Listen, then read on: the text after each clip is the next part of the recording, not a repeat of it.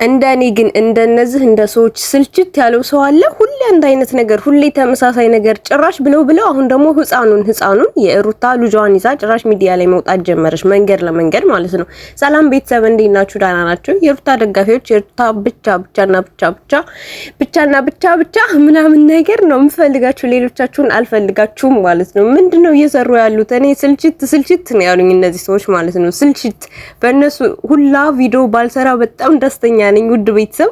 ግን የሚያደርጉት ነገር የሆነ በቃ ደብሮ ሁለት ቀን ምናምን ነገር ትቼ ነበር። ሁሌ አንድ አይነት ነገር ነው የሚሰሩት፣ ሁሌ ተመሳሳይ ነገር።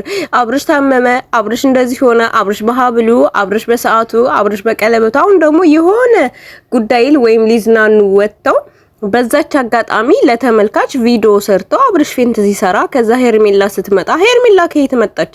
ከዛ ሩታ አብርሽን ልታስመልጠው ይዛው ልትሄድ ልጠፋ ብላ አብርሽና ኤፍሬም ምናምን ነገር።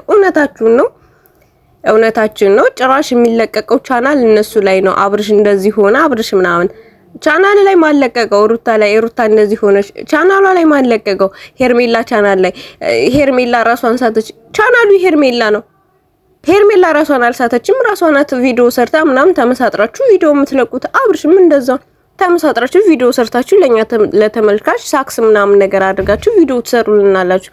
ሰለቸን ቋቋለና አይዲያ ቀይሩ ቤተሰብ።